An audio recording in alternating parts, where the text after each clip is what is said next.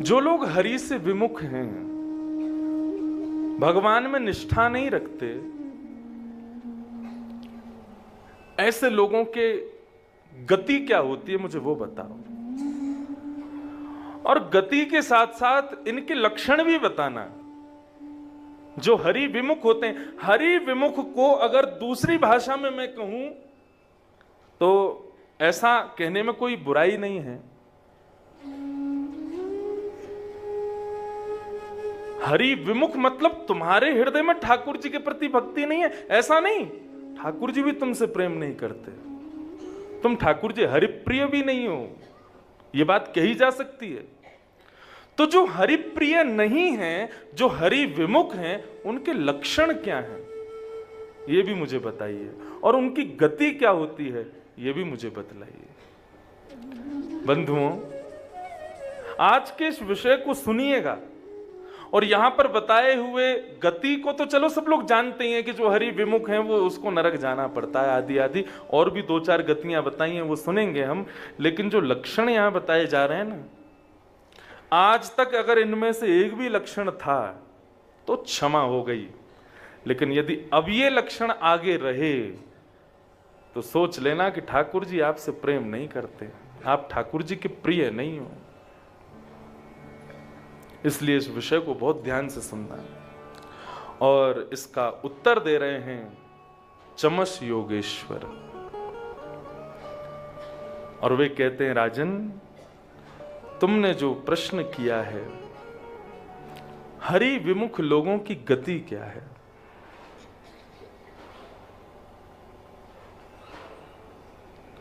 हित्वा तया सचरिचित्ता गृहापत्य सुहेक्ष्यः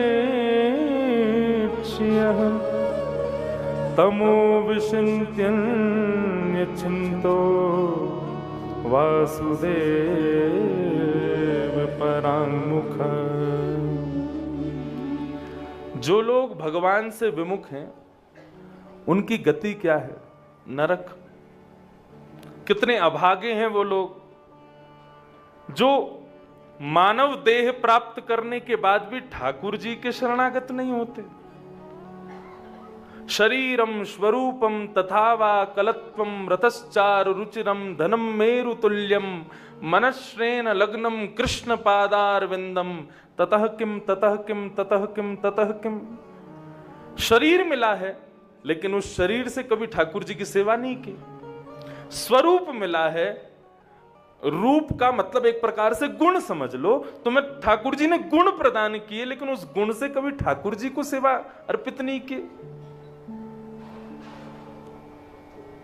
जब मैं छोटा था तो मेरी इच्छा रहती थी कि मैं बड़े होकर के गायक बनूंगा। ठाकुर जी कृपा से थोड़ा बहुत ठीक ठाक सुरीला गला है तो मैं इससे एक गायक बन जाऊंगा। लेकिन आज इस व्यासपीठ पर यदि बैठा हूं तो इसमें हमारे पूज्य नाना जी पंडित श्री कृष्णलाल शास्त्री जी, उनका बीच बीच में स्मरण करता हूं मैं कथा में। क्या बोले, लाला गा के कितने ने रिझावेगो, ज्यादा से ज्यादा 1,00,000 2 लाख लोग रिझ जाएंगे, लेकिन कल को तोते बढ़िया गावे वारो आगो, फिर कहां जाएगो। और ये तो नियम है, कोई अच्छा आता है तो पुराने को जाना पड़ता है। लेकिन उनकी एक बात बड़ी भाई, वो बोले अपने गुण से संसारियों को मत रिझाओ, अपने गुण से श्री राधा रमण को रिझाओ। यदि वे रीझ गए तो संसारी अपने आप रीझ जाएंगे। संसारियों को क्या रिझाना। तो पे यदि गावे को गुण है, तो पे स्वर यदि है तो वह स्वर से ठाकुर जी को प्रसन्न कर। अष्ट सखाओं के जो 8 सखा हैं ठाकुर जी के, वहां पर ऐसा भाव प्रस्तुत करते हैं श्रीमद् वल्लभाचार्य जी महाराज के, ठाकुर जी की प्राप्ति में जप तप नियम आसन ये सब बहुत जरूरी है, लेकिन उनमें एक बहुत विशेष एक और गुण है, क्या? स्वर। व्यक्ति जप से तप से आदि आदि श्रेणियों से ठाकुर जी को बहुत जल्दी प्रसन्न कर सकता है, लेकिन यदि उसके पास स्वर गुण है तो वो स्वर गुण से और तीव्रता से प्रसन्न कर सकता है। विराज भाव से श्रवण करो। स्वर से ठाकुर जी शीघ्र प्रसन्न होते हैं। यदि स्वर अच्छा है तो उससे ठाकुर जी को रिझाओ।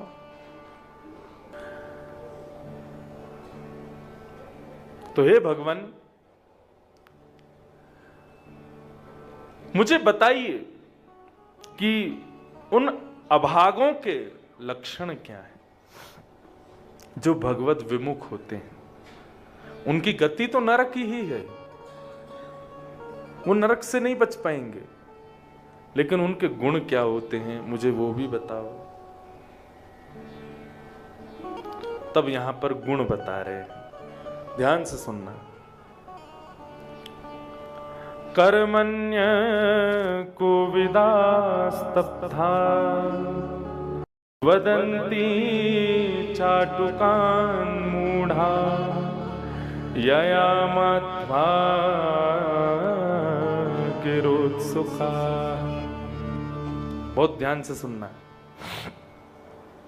पहले 5 लक्षण बताए। पहला लक्षण क्या है? कर्मण्य कोविदा। भगवत मूढ़ व्यक्ति का, भगवत विमुख व्यक्ति का पहला लक्षण है कि वो, उसको कर्म का ज्ञान नहीं है, विवेक नहीं है। क्या करना चाहिए, क्या नहीं करना चाहिए, कौन सा कर्म श्रेष्ठ है, कौन अकर्म है, कौन विकर्म है, ये सब उसकी जानकारी में नहीं होता।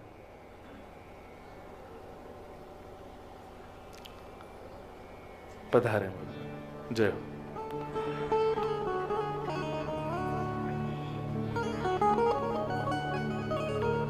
हाँ विराज जाए, यहाँ विराज जाए, ऊपर आ जाए।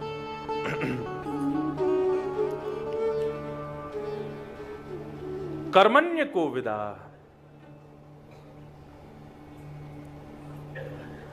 सब लोग इधर देखो, इधर देखो, इधर देखो, मेरुदंड सीधा करके बैठो, बिल्कुल ध्यान से श्रवण करो।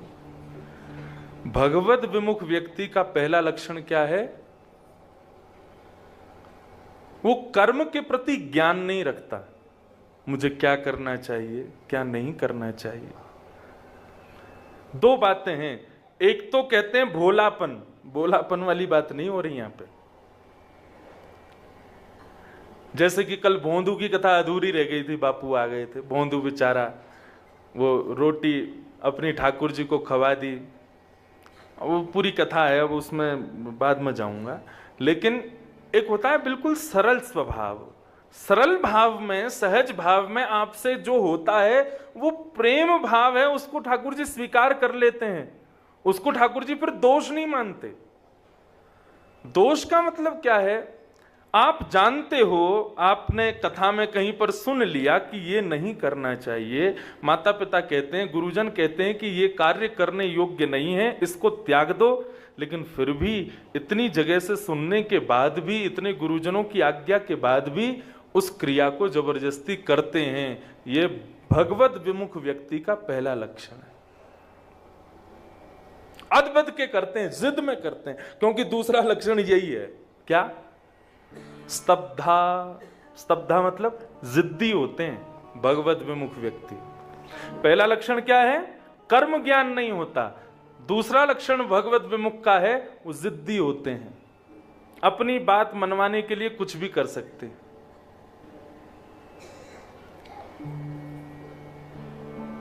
जिद्दी स्वभाव के होते हैं। कई जगह कथा होती है महाराज, तो यजमान कहते हैं मंच पे बांस लगाओ। क्यों लगाएं? बोले हमने महात्मा में सुना है कि वो धुंधुकारी जो था बांस में आकर के बैठा था, 7 दिन सुन के बांस की एक एक ग्रंथि फटी थी, तभी जो है उसको मुक्ति मिली थी, और वो ऐसे ही होना चाहिए, तो आप भी लगवाओ। हम कहेंगे अरे भाई ठीक है, धुंधुकारी के समय की वो बांस लगाया नहीं था, कथा में ही पंडाल में बांस था तो उसी में आके बैठ गया था, क्योंकि भागवत के महात्मा वर्णन है कि कथा का वेग इतना था कि वो धुंधुकारी की आत्मा टिक नहीं पा रही थी, कथा में रुक नहीं पा रही थी, तब वो बांस में जाके बैठा। और 7 दिन की कथा सुनने से एक एक ग्रंथि, उसकी ग्रंथि बांस की नहीं फट रही थी, उसके जो पापों की ग्रंथियां थी वो फट रही थी। अरे महाराज आप तो यूं कह रहे हो, पिछले व्यास आए थे उन्होंने तो लगवाया था, और जिद करके महाराज बांस लगवा ही लिया। मैंने अभी दूसरे दिन जिद करी, मैंने कि एक दिन की कथा हो गई, ग्रंथि क्यों नहीं फटी इसकी? इसका मतलब तुम्हारे पितृ मुक्त नहीं हो रहे। मैंने 7 दिन में अगर ये बांस नहीं फटा तो तुम तो मुझे दोष दोगे कि आपने ऐसी कथा सुनाई कि हमारे पितृ मुक्त ही नहीं हुए। जिद्दी, ये भगवद विमुख व्यक्ति का दूसरा लक्षण है। पहला लक्षण कर्म ज्ञान नहीं है, दूसरा लक्षण स्तब्धा, जिद्दी, और तीसरा लक्षण क्या बता रहे हैं? मूर्खा पंडित मानिना। होते तो मूर्ख हैं लेकिन दिखाते ऐसा है कि बहुत विद्वान है, बहुत अपने आप को पंडित दिखाते हैं, ज्ञानी बताते हैं, हम बहुत जानते हैं।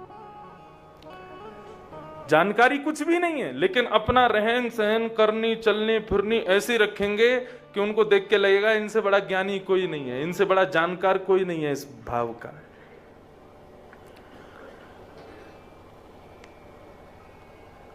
इस प्रकार ये तीसरा लक्षण है भगवत विमुख व्यक्ति का। चौथा लक्षण क्या है? वदंती चाटुकान मूढ़ा।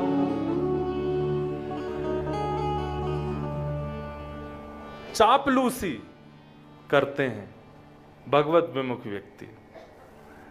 जैसे दिख जाएगा कि हाँ ये बहुत धनवान है या ये बहुत अच्छा है, श्रेष्ठ, इसका बहुत सब जगह खूब नाम है, तो उसकी चापलूसी करने लग जाते हैं। ये उसका चौथा लक्षण है। उसके पीछे पीछे घूमेंगे कि हाँ इसके संग रहने से हमारा भी यश होगा, हमारा भी नाम होगा, हमारा भी खूब, सब लोग जानेंगे कि अरे इनके कहने से ही सब काम होते हैं, इनसे ही सब कुछ होता है। ये भगवत विमुख व्यक्ति का लक्षण। और यया माध्वा गिरोत्सुका, पांचवा लक्षण बताया, उनको ज्यादा कथा सुनने आदि में रुचि नहीं होती। तो काय में रुचि होती है? बोले कंचन कामनी की चर्चा में बहुत रुचि होती है। जहां पर ये चर्चा चल रही हो पैसा कैसे कमाया जाए, कहां से पैसा आ जाएगा, मेहनत नहीं करनी पड़े, और कामनी तो आप सब समझ ही गए हो, इस तरीके की चर्चाओं में जिनकी बहुत रुचि होती है, ये भगवत विमुख व्यक्ति का पांचवा लक्षण है। मैंने एक बात शुरुआत में ही कही कि ये भगवत विमुख व्यक्तियों के लक्षण हैं, और तो और ये उनके भी लक्षण हैं जिनको हरि प्रिय नहीं समझते, जिनसे ठाकुर जी प्रेम नहीं करते। स्नेह कर सकते हैं लेकिन प्रेम नहीं कर सकते, अपना नहीं बना सकते ठाकुर जी। तो कौन कौन से लक्षण हुए? पहला लक्षण कर्म का ज्ञान नहीं होता। दूसरा लक्षण जिद्दी होते हैं, स्तब्धा। तीसरा लक्षण होते तो मूर्ख हैं लेकिन दिखाते क्या हैं? बहुत विद्वान हैं, बहुत पंडित हैं, बहुत ज्ञानी हैं। चौथा बताया चापलूसी करते हैं, और पांचवा बताया कंचन कामनी की बातों में उनकी रुचि बहुत ज्यादा होती है। और इतना ही नहीं, फिर आगे और बता रहे हैं और कौन कौन से गुण होते हैं। रजसा घोर संकल्पा कामुका ही मन्यवः दंभिका मानिनी पापा विहसन्त्यच्युत प्रिया। रजसा घोर संकल्पा, रजोगुण प्रवृत्ति होने के कारण भयंकर डरावने संकल्प लेते हैं भगवत विमुख व्यक्ति। कैसे संकल्प लेते हैं? अभी जाता हूं, क्या करेगा? बोले कि उसने जो है मेरे भाई को गाली दी, तू क्या करेगा? बोले मैं जाके उसका सर धड़ से अलग कर दूंगा। लगी शर्त, बोले शर्त लग 500 की, उसका गला काट के आऊंगा, उसको बीच रास्ते में थप्पड़ मार के आऊंगा, उसको ऐसा कर दूंगा वैसा कर दूंगा। ऐसे डरावने संकल्प लेते हैं भगवत विमुख व्यक्ति। तू जानता नहीं है अभी मुझे कौन हूं मैं, पूछ लियो यहां किसी से भी कि मैं कौन हूं, मेरा नाम क्या है। इस प्रकार से डरावनी बातें करते हैं, संकल्प करते हैं अपनी रजसा प्रवृत्ति होने के कारण। ये भगवत विमुख व्यक्ति का लक्षण है। भगवत प्रेमी व्यक्ति वो ऐसी परिस्थिति में कभी ये नहीं कह सकता कि तू मुझे अभी जानता नहीं है, मैं तुझे देख लूंगा, मैं कौन हूं, मैं क्या हूं। इस तरीके की बातें कभी भगवत प्रेमी व्यक्ति के मुख से नहीं निकल सकती। ये तो भगवत विमुखी ही होता है। घोर संकल्पा, भयंकर घनघोर डरावने संकल्प लेता है, ऐसा कर दूंगा ये कर दूंगा, होता कुछ नहीं है उससे। एक व्यक्ति बैठे थे 4-5 लोग, तो एक कह रहा, बोले मैंने जो है एक आदमी को इतना मारा, वो बोला एक मैंने इसको इतना मारा। एक दूसरे की सुन करके कह रहे थे जिसने ज्यादा लोगों को मारा होगा वो ज्यादा श्रेष्ठ। एक बोला वो तुमने तो केवल मारा, मैंने तो इतने लोगों को जान से खत्म कर दिया। कितने? बोले 15-16। बोले 15-16 लोगों को जान से मार दिया? बोले हाँ बिल्कुल खत्म। बोले तू अभी तक फिर जिंदा क्यों, तू अभी तक जेल क्यों नहीं गया? बोले 15-16 मच्छर मारे थे मैंने, आदमी नहीं मारे थे। घोर संकल्पा, ये भगवत विमुख व्यक्ति का लक्षण है। काम का सदैव जिनके हृदय में केवल और केवल काम वासना ही विद्यमान रहती हैं, उठते बैठते जागते सोते हंसते खाते पीते हर स्थिति में कभी भी इस स्थिति से जो दूर नहीं होते हैं, ये भगवत विमुख व्यक्ति का लक्षण है। और अहिमन्यवाह,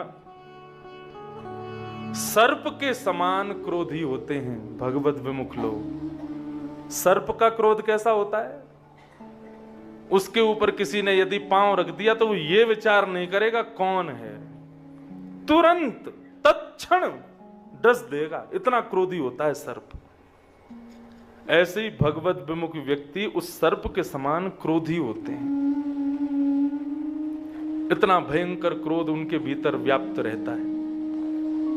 किसी व्यक्ति के 4 बालक थे, दूसरे व्यक्ति ने चारों बालकों को देख के कहा, अरे भाई कितने प्यारे हैं, ये चारों तुम्हारे बच्चे हैं। तो क्रोध में बोलता है, 5 होते तो तू क्या कर लेता? हाँ है मेरे चारों। सदैव क्रोध की अग्नि में जलने वाला व्यक्ति वो भगवत विमुख व्यक्ति है, भगवत प्रेमी नहीं हो सकता। अहिमन्यवा और दंभिका मानिनः, भगवत विमुख व्यक्ति का अभी तक कितने गुण हो गए? नहीं, 7 गुण हो गए, है ना? ध्यान से सुना करो। सर्प के समान क्रोधी होता है। 8वां लक्षण बता रहे हैं, दंभिका मानिनः, दंभ करके जो दूसरों के हृदय में एक प्रतिष्ठा पा लेता है। समझ रहे हैं?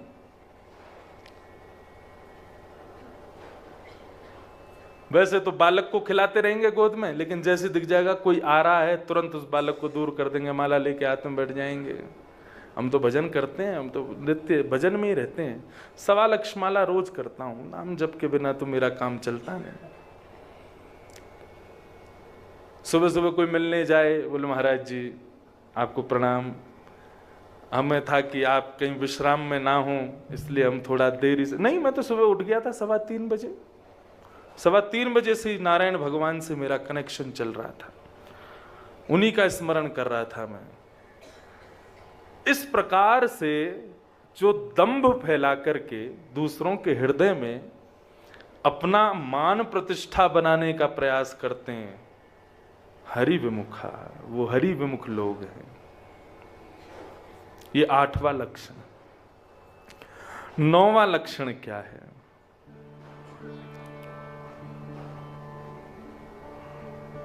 दंभिका मानिनः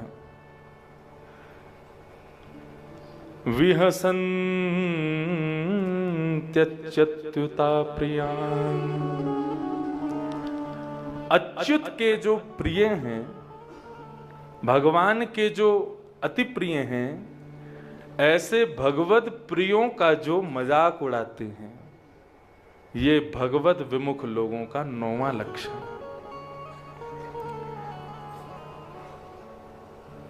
एक लक्षण हमने गिना नहीं बीच में, काम का। इस प्रकार 10 लक्षण हैं टोटल, 2 श्लोकों में चमस योगेश्वर ने बताए हैं। इन 10 लक्षणों को बताते हुए कहते हैं कि जो इन 10 लक्षणों से युक्त है, या तो वो भगवत विमुख है, या फिर वो भगवत सन्निधि में रहने के बाद भी भगवत प्रिय नहीं है। वो भगवत सन्निधि में भी क्यों रह रहा है? दंभ की वजह से रह रहा है, अपनी किसी कामना की पूर्ति के लिए जा रहा है। वो भगवत प्रेमी नहीं हो सकता। इसलिए भूल करके भी यदि इन 10 में से कोई लक्षण यदि आ गया हो, तो बद्रीनाथ में उसकी तिलांजलि दे करके जानी है।